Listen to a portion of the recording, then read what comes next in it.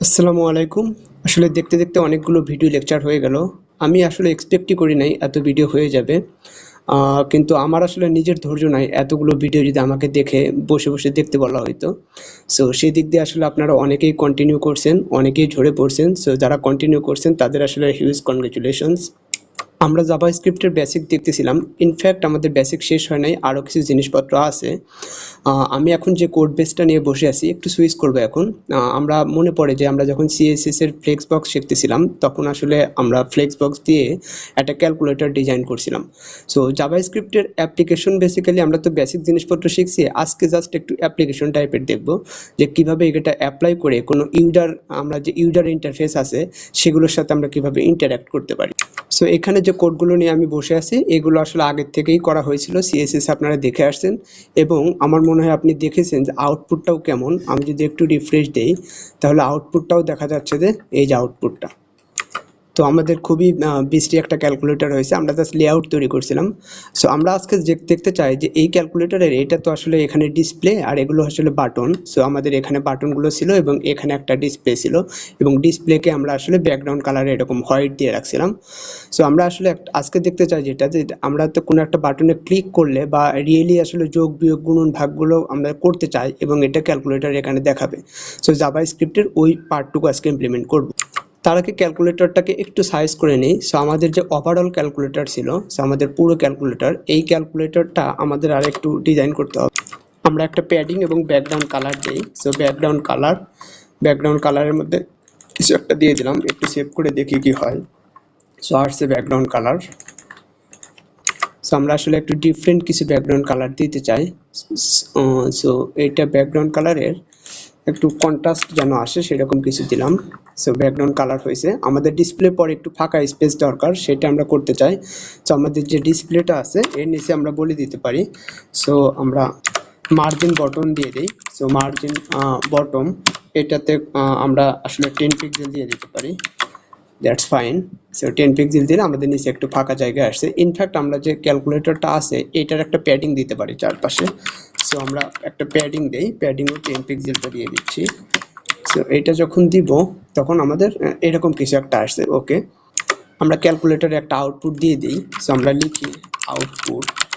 So output যখন লিখবো এটা সেভ দিব, আউটপুটটা এখানে আসছে ভালো। এখানে একটা ডিজাইন ইস্যু ছিল, আমরা যদি এটা খেয়াল করি একটু। সো একটু যদি জুম করি তাহলে দেখা যাচ্ছে যে এইখানে অল্প কিছু ডিস্টেন্স, মানে একটু মেলে নাই এরকম মনে হইতেছে। এটা হওয়ার কারণটা হইতেছে এক একটা টেক্সটের এক এক রকম সাইজ। সো প্রথম রোটা একটু ছোট হয়েছে কারণ 1-2 এর সাইজ বেশ কম, কিন্তু 4-5-6 এদের সাইজটা একটু বেশি হওয়ার কারণে এখানে একটু আসলে নষ্ট হয়ে গেছে মনে হইতেছে। সো এই জিনিসটা আমরা ফিক্স করতে পারি, আমরা মোনো স্পেস যে ফন্টগুলো আছে সেগুলো দিয়ে দিতে পারি। সো আমাদের সকল কন্টেইনার, যে কন্টেইনারগুলো আমরা কন্টেইনারের ভিতরে আমাদের বাটনগুলো ছিল, সে সকল কন্টেইনারের ভিতরে আমরা একটা মোনো স্পেস ফন্ট দিয়ে দিতে পারি। সো আমার কাছে ফন্টটা আছে, আমি কপি করে বসাই দিলাম। একটু রিফ্রেশ দিই তাহলে দেখা যাচ্ছে এখন এই জায়গাগুলো আসলে ঠিকঠাক মতো হয়ে গেছে। So perfect. এখনও এটা ক্যালকুলেটরে ভাইব দেয় নাই কারণ বাটনগুলো এক সাইডে চলে আসছে, এগুলো মিডলে থাকা উচিত। সো আমরা জানি এগুলো মিডলে নিয়ে আসতে আমরা ফ্লেক্স বক্স দিয়ে খুব সহজে করে ফেলতে পারি। সো এগুলো আমার আসলে ডিজাইন করে ফেলা আছে, আমি সিম্পলি আসলে সেটা পেস্ট করে দিচ্ছি। সো এই যে প্রতিটা আইটেম মানে আমাদের প্রতিটা বাটন, সো বাটনের একটা কালার দিয়ে দেওয়া হয়েছে, হাইট দেওয়া হয়েছে, এই যে ডিসপ্লে ফ্লেক্স দেওয়া হয়েছে এবং জিনিসগুলোকে আসলে সেন্টারে রাখা হয়েছে। সো এবং কিছু বর্ডার রেডিয়াসও আছে, এগুলো আমি আগেই করে রাখছি সময় বাঁচানোর জন্য, তাহলে দেখতে অনেকটা এখন একটু সুন্দর ভাইব চলে আসছে। সো আমাদের এখন হোভার হচ্ছে না, হোভারের একটা কালার থাকা উচিত। তো আমরা হোভারের একটা কালার দিয়ে দিচ্ছি। সো হোভার হইলে সিম্পলি কোনো একটা কালার হবে। সো ওকে, এখন আমাদের কাছে একটু ভালো মনে হচ্ছে। এখন আউটপুটটা আসলে ক্যালকুলেটর আমরা যা টাইপ করি না কেন আউটপুটটা আসলে বামে থাকা উচিত, সরি ডানে থাকা উচিত, বামে না। তো সেটা আমরা করব। সিম্পলি আমরা ডিসপ্লেতে গিয়ে বলে দিতে পারি। সো ডিসপ্লের ভিতরেই যেহেতু আমাদের এটা আসছে, সো আমরা আসলে টেক্সট অ্যালাইন বলে দিতে পারি। সো টেক্সট অ্যালাইন আমরা রাইট বলে দিই সিম্পলি। সো আমাদের এটা রাইট সাইডে চলে গেল। ইনফ্যাক্ট আমাদের একটু ডিসপ্লেতে প্যাডিং থাকা উচিত ছিল, প্যাডিং না থাকার কারণে এটা অনেকটা উপরের দিকে মনে হচ্ছে। সো আমরা একটু প্যাডিং দিয়ে দিচ্ছি। সো প্যাডিং এটা আমরা আসলে 5 পিক্সেল দিই। সো 5 পিক্সেল দিলে আমাদের পুরোটুকুই বড় হয়েছে। প্যাডিং আসলে সব দিকে দিব না, শুধুই আমরা আসলে টপ এবং আসলে লেফটে দিব, রাইটে দিব। সো টপে আমরা 5 পিক্সেল দিলাম, একইভাবে আমরা আসলে রাইটে দিতে পারি। সো প্যাডিং রাইটে 5 পিক্সেল দিতে পারি। সো ওকে 5 পিক্সেল আসলে ভালো না, আমাদের 10 দিতে হবে। এখানেও আসলে আমরা একটু 10 দিচ্ছি। সো আমাদের এরকম কিছু একটা হয়েছে, গুড। ইভেন আমরা আসলে ফন্ট সাইজটাও বড় করে দিতে পারি। সো ফন্ট সাইজ আমরা 25 পিক্সেল করে দিই, যেন ফন্টটা একটু বড় দেখায়। ওকে ফাইন, এখন একটা লেভেলে আসছে। সো আমরা তো আসলে আউটপুটও দেখাতে চাই না, ওখানে বাই ডিফল্ট আসলে আমরা শূন্য দেখাতে চাই। সো যেহেতু এটা একটা ক্যালকুলেটর, সো শূন্য থাকাটাই বেটার। তো এ তো গেল ওভারঅল ডিজাইন, আমাদের ডিজাইনের যে অংশটুকু বাকি ছিল সেগুলো করলাম। এখন আসলে আমরা প্রত্যেকটা বাটনে ক্লিক করলে সেই ক্লিকের তথ্যগুলো আসলে এখানে আসলে শো করতে চাই। যেমন একে ক্লিক করলে এখানে 1 উঠাতে চাই, 2 ক্লিক করলে 2 উঠাতে চাই। এখন আসলে জাভা স্ক্রিপ্টের মেইন খেলাটা শুরু হবে এবং আমরা কিন্তু এখানে ফাংশনের ব্যবহারও দেখব। সো আমরা একটা স্ক্রিপ্ট লিখি। সো আমাদের স্ক্রিপ্ট আসছে, আমরা ফাংশন লিখি। আমরা ফাংশনটার নাম বলে দিই one click. So one click একটা ফাংশন আমরা এটা ধীরে ধীরে ইমপ্রুভ করব। সো ওয়ান ক্লিকে কিছু একটা হবে, আপাতত কনসোল ডট লগ করে দিচ্ছি। So console dot log, so console dot log আমরা বলে দিই ক্লিক। সো একটু কনসোলে প্রিন্ট করে দেখি ক্লিক হবে। সো এখনো কিছু হবে না, এই অন ক্লিক ফাংশনটাকে কল করতে হবে। এটা কল কখন করব, যখন আমাদের এইটাতে একে প্রেস হবে। সো আমরা এখানে বলে দেবো all click, so one click. So one ক্লিকের মধ্যে আমরা ফাংশনটার নাম দিয়ে দেবো, ফাংশনটা কল করে দিব। সো এইটা হচ্ছে আমাদের একটা অ্যাট্রিবিউট, যদিও এটা একটা ভালো অ্যাপ্রোচ না, এর চেয়ে অনেক ভালো ভালো অ্যাপ্রোচ আছে একটা ফাংশনকে কল করার। তার মানে এই বাটন, ঠিক আছে, আমাদের এই ডিপ বলতে এই বাটন, অর্থাৎ ওয়ান বাটনে ক্লিক হইলে আমাদের এই ফাংশনটা এক্সিকিউট হবে। ওকে, জাভা স্ক্রিপ্টের এই ফাংশনটা। এখন আমাদের এই ফাংশন আছে এখানে, এটা আমরা কিছু করি নাই, কনসোলে একটা ভ্যালু প্রিন্ট করছি। সো আমরা এটা একটু রিফ্রেশ করি, রিফ্রেশ করে ওয়ানে প্রেস করি, এটা পাবো না, আমরা একটু ইন্সপেক্ট করে দেখতে হবে। সো ইন্সপেক্ট করে আমরা যদি কনসোলে আসি, তাহলে দেখেন এখানে ক্লিক লেখাটা আসছে। তার মানে কিন্তু দেখেন বাটনে যদি প্রেস করতেছি সাথে কিন্তু ক্লিক লেখাটা আসতেছে। এখন বুঝতেছেন কিভাবে আমরা ইউজার ইন্টারফেসের সাথে আমরা কিভাবে ইন্টারাক্ট করব। ক্লিক করলেই কিন্তু আসতেছে কিছু একটা।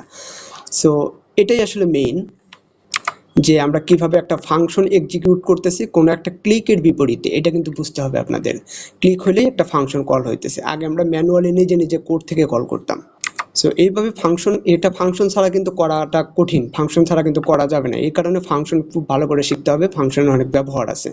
ওকে, ইনফ্যাক্ট আপনি এখানে তাহলে আমরা এই কাজটা ওয়ান ক্লিকের জন্য আমরা করি, যে কাজটা করবো যে আমরা তো আসলে কনসোলে প্রিন্ট করতে চাই না, আমরা কি করতে চাই, আমরা এইখানে লিখতে চাই, এইখানে প্রিন্ট করতে চাই, কনসোলে না। ওকে, তো আমরা তাহলে এটা জাস্ট টেস্টিং পারপাসে, এই জন্য আমরা বলি এই জিনিসটা শুধু ডেভেলপার ইউজ করে, এটা টেস্টিং পারপাসে। সো এইটাকে আমরা আসলে কিভাবে করব, সো এটা করার জন্য আমাদের এই এলিমেন্টটাকে খুঁজে বের করতে হবে। এলিমেন্ট খুঁজে বের করার অনেক ওয়ে আছে। একটা হচ্ছে আমরা বলি যে document dot query selector. So document dot query selector দিয়ে আমরা এই এলিমেন্টটাকে খুঁজে বের করতে পারি। সো এটা ছিল আমাদের ডিসপ্লে, আমরা জানি display. So dot display, so এটা খুঁজে বের করা হলো। এর ভিতরে আমরা বলতে পারি inner text. So inner text বলতে পারি। সো ইনার টেক্সটের ভিতরে আমরা সিম্পলি আসলে ওয়ান অ্যাসাইন করতে পারি। সো দেখি আমাদের কাজ করে কিনা, একটু রিফ্রেশ দেই। এই দেখেন ক্লিক করলাম, ওয়ান অ্যাসাইন হইলো। ওকে, তার মানে এখন আমরা কনসোলে কোনো কিছু প্রিন্ট না করে আমরা প্রিন্ট করতেছি কোথায়, এর ভিতরে। সো এই জিনিসগুলো কি, এই জিনিসগুলো তো আসলে অ্যাডভান্স জিনিসপত্র, এগুলো আমরা পরে শিখবো।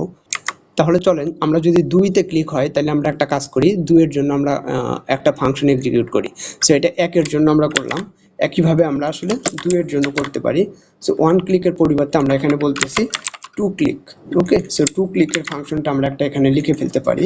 সো ফাংশনের ভিতর 2 ক্লিক বলে দিলাম, 2 ক্লিক বলে ফাংশনটা এক্সিকিউট করতে পারি। একই জিনিস আমরা জাস্ট আসলে কপি করে নিব। সো আমরা এটা পেলাম এবং এটা কপি করে এখানে আসলে 2 বসাতে পারি। ওকে, সো এটা আসলে 2 ক্লিকের জন্য। আমরা এটা আবার রিফ্রেশ দিই। সো 1 ক্লিকের জন্য 1 আসছে, 2 ক্লিকের জন্য কিন্তু এখানে 2 উঠতেছে। সো 3, 4 বা বাকিগুলোর জন্য উঠবে না, কারণ আমরা কোনো কিছু বসাই নাই। সো এই জিনিসগুলোকে বলা হয় ইভেন্ট লিসেনার, অর্থাৎ এই 1 ক্লিক ইভেন্টটা হইলে আমরা এই ফাংশনটা আসলে কল হবে আর কি, কল ব্যাকের মতো কল হবে। এখন এটা ভালো অ্যাপ্রোচ না, কারণ দেখেন যে এইভাবে যদি আমরা আমাদের এখানে মাত্র হচ্ছে কয়টা বাটন, হয়তো 15টা বাটন। সো আমাদের যদি 100টা বাটন হইতো তাহলে কি 100টা ফাংশন তৈরি করতে হতো? এখানে 2 বাটনের জন্য 2টা করছি, 3-এর জন্য আরেকটা করতে হতো, 4-এর জন্য আরেকটা ফাংশন তৈরি করতে হতো। সো এইভাবে ফাংশন তৈরি করাটা ভালো অ্যাপ্রোচ না আসলে, ঠিক আছে? সো এটা আমরা কিন্তু সলভ করতে পারি কন্ডিশন অপারেটর দিয়ে, কন্ডিশন দিয়ে। সো আমরা ওয়ান ক্লিক যেটা, এটার মধ্যে আমরা আসলে 1 পাস করতে পারি। একইভাবে আমরা 2 ক্লিকের মধ্যে, এটা 2 ক্লিক না বলে এটাও আসলে 1 ক্লিক বলবো। ইনফ্যাক্ট 1 ক্লিক না, শুধুই ক্লিক বলবো। ওকে, শুধুই ক্লিক বলবো, আমরা 2 ক্লিকও বলবো না, কারণ আমরা এত ফাংশন লিখতে চাই না, একটা মাত্র ফাংশন লিখতে চাই। সো 1 ক্লিকের মধ্যে 1, তাহলে আমরা এত ফাংশন না করে ফাংশনগুলো কেটে দেই, কেটে দিয়ে শুধুমাত্র এখানে একটা ভ্যালু নিই। তো ফাংশন আমরা জানি প্যারামিটার নিতে পারে ভ্যালু, এবং 1 প্রিন্ট না করে এখানে ভ্যালু দিয়ে দিতে পারি। তাহলে দেখেন আমাদের এখানে দুইটার জন্য কাজ করবে, অর্থাৎ 1 এর জন্য কিন্তু আমরা ক্লিক ফাংশনে কল করছি, 2 এর জন্য ক্লিক ফাংশনে কল করছি, কিন্তু ভ্যালুটা আলাদা করে দিছি। সো এখানে ভ্যালুটা আমরা ডিফারেন্ট পাবো। এখন দেখেন 1 এর জন্য 1 যদিও হচ্ছে না, এখন একটু দেখতে হবে, মনে হয় কোথাও ইরর হয়েছে। আসলে এটা কাজ করবে, এই ক্লিক এই নামটা আসলে ইউজ করা যাবে না, এই নামটা আসলে প্রি ডিফাইন্ড কিছু নামের সাথে কনফ্লিক্ট করতে পারে।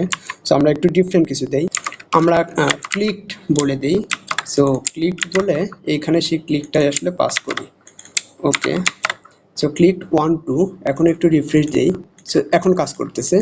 সো তার মানে বোঝা যাচ্ছে, দেখেন এতগুলো ফাংশন তৈরি না করে আমরা একটা সিঙ্গেল ফাংশনের মধ্যে ভ্যালু পাস করে দিয়ে কিন্তু অনেকগুলো ফাংশনকে অ্যাভয়েড করতে পারতেছি। ওকে, তাহলে এই কাজ আমরা সবার জন্য করতে পারি। সো এইটা আসলে 1 ক্লিকের মধ্যে যেহেতু অন দিয়ে দিছি, একইভাবে এই জিনিসটা আমরা করে ফেলি। সো আমি দ্রুত করতেছি। সো আই এম ডান, আমি এই জিনিসগুলো সবই করে ফেলছি, অর্থাৎ সবগুলোতে ক্লিক হলে তার করেসপন্ডিং ক্যারেক্টার দিয়ে ফাংশনটা কলটা হবে। সো ওকে ফাইন, এখন যদি একটু রিফ্রেশ দেই তাহলে এই যে দেখেন ঠিকঠাক মতো প্রতিটার জন্যই কিন্তু ঠিক মতো প্রিন্ট করতেছে। সো ফাইন, এখন আমরা যেটা চাই যে আগেরটা যেন নষ্ট না হয়, আগেরটা নষ্ট না হয়ে নতুন করে আসলে অর্থাৎ পরপর জিনিসগুলো আসলে অ্যাপেন্ড হইতে থাকে। সো সিম্পলি এখানে যেটা করতে হবে, সো এই যে আমাদের যে ওখানে যে ভ্যালুটা ছিল সেটা নতুন ভ্যালু অ্যাসাইন না করে আগের ভ্যালুর সাথে সিম্পলি আমাদের আসলে যোগ করে দিতে হবে। সো আমরা এইটা করে ফেলতে পারি। সো আমাদের এই যে দেখেন, সো নতুন করে এখন যা ভ্যালু উঠাচ্ছি সেই ভ্যালুগুলো ওখানে আসতেছে। সো এমনকি সমান চিহ্ন দিলেও সমান চিহ্নটা উঠতেছে, আসলে সমান চিহ্নের জন্য আলাদা ফাংশন কল করা উচিত ছিল। সো আমরা এইটা সমানের জন্য ক্লিকে না, আমরা আসলে রেজাল্ট ফাংশনে কল করব। সো রেজাল্ট একটা ফাংশন নেই, এবং ইনফ্যাক্ট আসলে রেজাল্ট ফাংশনে কল করতে প্যারামিটার দেওয়ার দরকার নাই, কারণ আমরা জানি সমান চিহ্ন থেকে আসবে, একজনই কল করবে। সো ফাংশন আমরা আসলে রেজাল্ট বলে দিতে পারি। সো রেজাল্টের পরে আমরা সিম্পলি এখানে একটা অ্যালার্ট দিতে পারি। সো অ্যালার্ট ইউর রেজাল্ট বলি। সো দেখি কাজ করতেছে কিনা আর কি, সেটা চেক করার জন্য। সো তার মানে এখন রিফ্রেশ দিলে যা করি, ভাগ করলে আসতেছে, গুণ চিহ্ন আসছে, সমান চিহ্ন আসতেছে, এবং সমানে দিলে আসলে ইউর রেজাল্ট নামের একটা কিছু একটা আসতেছে। সো এখানে আমাদের আসলে রেজাল্ট ক্যালকুলেট করতে হবে। সো রেজাল্ট ক্যালকুলেটের জন্য ইভ্যাল নামের একটা ফাংশন আছে। এই ফাংশনে যদি আমরা কল করি, এটা জাভাস্ক্রিপ্টের ডিফল্ট ফাংশন। এই ফাংশনের মধ্যে আমাদের এইখানে যে টেক্সটটা আছে, অর্থাৎ আউটপুটের মধ্যে যে টেক্সটটা আছে সেই টেক্সটটা দিয়ে দিতে পারি, এবং সেই রেজাল্টটা আমরা লেট রেজাল্টের মধ্যে আমরা রেজাল্টটা রাখতে পারি, এবং আলটিমেটলি রেজাল্টটা আসলে এখানে আসলে পুশ করতে পারি। সো এটা যেটা নিয়ে আসলাম, এখানে এসে আমরা এখানে বলে দিতে পারি যে এর ভিতরে এখন রেজাল্টটা থাকবে।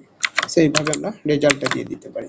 এটা যদি রিফ্রেশ দিই তাহলে দেখেন 1 + 2, এটা যদি সমান দেই তাহলে এটা কিন্তু 3 আসতেছে। সো ভাগ 9 এটা দিলে পয়েন্ট সামথিং আসতেছে, তার মানে কিন্তু আমাদের একটা বেসিক ক্যালকুলেটর ঠিক মতো হয়েছে। সো এইগুলো হচ্ছে আসলে জাভাস্ক্রিপ্টের মেইন ব্যবহার, যেগুলো আসলে আমরা ইউজার ইন্টারফেসের সাথে ইন্টারঅ্যাক্ট করতে পারবো, এরকম ছোটোখাটো অ্যাপস বা জিনিসপত্র বানায় ফেলতে পারবো আসলে। সো আমরা চাইলে কিন্তু এখানে একটা এসি বাটন দিতে পারতাম, সমান মানে এসি বাটন দিলে সব কিছু ক্লিয়ার হয়ে যেত, বা ক্লিয়ার বাটন দিতে পারতাম। সেক্ষেত্রে আসলে ওই যে আমাদের ইনার টেক্সটের ভিতরে, ডিসপ্লের ভিতরে টেক্সট হিসাবে আমরা আসলে এমটি স্ট্রিং, অর্থাৎ সিম্পলি আসলে এরকম কিছু পাস করতে পারতাম, তখন সবই ক্লিয়ার হয়ে যেত, অথবা 0 বসায় দিতে পারতাম। সো ক্লিয়ার হয়ে নতুন ইনিশিয়াল হয়ে যেত আর কি। যাই হোক, এগুলো ইমপ্লিমেন্ট করা যেত, সবই লজিক্যাল জিনিসপত্র।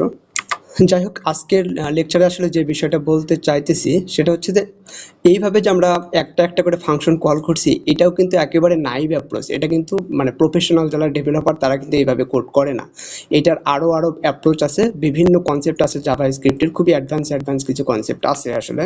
সো এই জিনিসগুলো আমি আসলে ওভার দ্য টাইম বিভিন্ন র্যান্ডম জায়গা থেকে আসলে শিখছি। আমার মেইন টার্গেট ছিল যে আমি দেখছি আসলে যে বেসিক যে সোফার আমরা বেসিক যে 28 বা 29টা লেকচার দেখলাম, এই বেসিক সিনট্যাক্স শেখার মতো আমি সেরকম কোনো গোছানো লেকচার বা গোছানো কোনো জায়গা পেয়েছিলাম না।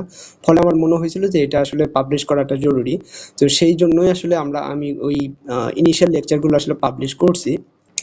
আর আপনি যদি আসলে এরকম ইউজার ইন্টারফেসের সাথে জাভাস্ক্রিপ্ট কিভাবে আসলে অ্যাড করবেন এবং এর উপর কাজ করবেন, সো এগুলো আমি একটা বেসিক দেখালাম। এইরকমই আপনি কোনো একটা ইভেন্ট, এগুলোকে ইভেন্ট বলা হয়। ক্লিক ইভেন্ট আছে, ডাবল ক্লিক আছে, মাউসের ইভেন্ট আছে। ক্লিক হইলে কোনো একটা ফাংশন কল হবে, সেই ফাংশন কোনো একটা কাজ করবে বা তার ব্রেইনের লজিকটা লিখবে, তারপর এর আউটপুটটা কোনো একটা জায়গায় শো করবে। এগুলোই আসলে বেসিক নিয়ম। সো আপনি যদি আসলে ইন্টারনেটে এক্সপ্লোর করেন, বিভিন্ন টাইপের ছোটোখাটো অ্যাপস বানাতে থাকেন, তাহলে দেখবেন যে এই জিনিসগুলো আপনার ক্লিয়ার হয়ে গেছে। সো আমার উদ্দেশ্য ছিল বেসিক জাভাস্ক্রিপ্টটা দেখানো। আমি বেসিক সিনট্যাক্স এবং জাভাস্ক্রিপ্ট দেখিয়ে ফেলছি আসলে। সো আপনি এখন বিভিন্ন জায়গায় আসলে দৌড়াদৌড়ি করে বিভিন্ন অ্যাপস বানায় নিজের এক্সপিরিয়েন্স গেইন করবেন, যেভাবে আমি গেইন করতাম। সো আমি আসলে পুরো পাথটা আপনাকে বলেই দিলাম। এবং আপনি যদি চান যে ওকে আপনার সময় নেই, আপনি সেটা করতে চাচ্ছেন না, আমার সাথেই স্টিক হয়ে থাকতে চাচ্ছেন, সো আমরা আসলে এরকম ফ্রি ওয়েতে যাওয়া আসলে আর পসিবল হচ্ছে না। সো আমাদের কিছু আসলে প্রতিবন্ধকতা আছে। সো আপনি যদি স্টিল আমাদের সাথে কন্টিনিউ করতে চান, তাহলে আসলে আমাদের একটা প্রিমিয়াম জায়গা আছে, সেখানে হয়তো আপনাকে যাওয়া লাগতে পারে। বাট এটা আমি খুব রিকমেন্ড করতেছি এমন না। আপনি আসলে নিজে এটা যত নিজে এক্সপ্লোর করবেন, নিজে আসলে তত বেশি শিখতে পারবেন। সো সব কিছু আসলে উঠায় খাওয়াতে চাচ্ছি না, কিন্তু ওভার দ্য টাইম আমি আসলে র্যান্ডম বিভিন্ন সোর্স থেকে আসলে কি বিষয় লার্ন করছি, সেই বিষয়গুলো নিয়ে আমি জাস্ট আরও ইনিশিয়াল বা কিছু অ্যাডভান্স টপিক নিয়ে আসলে আলোচনা করব জাভাস্ক্রিপ্টের। সো আমাদের আরও বেটার কি অ্যাপ্রোচ আছে, যে অ্যাপ্রোচে আমরা আসলে ফাংশনগুলোকে কল করতে পারি, বাট এবং আরও কি সিনট্যাক্স আমাদের আসলে এখনও জানা বাকি আছে, কি হায়ার লেভেলের কনসেপ্টগুলো আসলে জানা বাকি আছে। সো এই বিষয়গুলো হয়তো আমি আরও একটু ডিটেলসে আলোচনা করব। যেমন এইখানে যে জিনিসগুলো আমরা দেখাইছি, এগুলো হয়তো আমরা ডিটেলস বললাম না।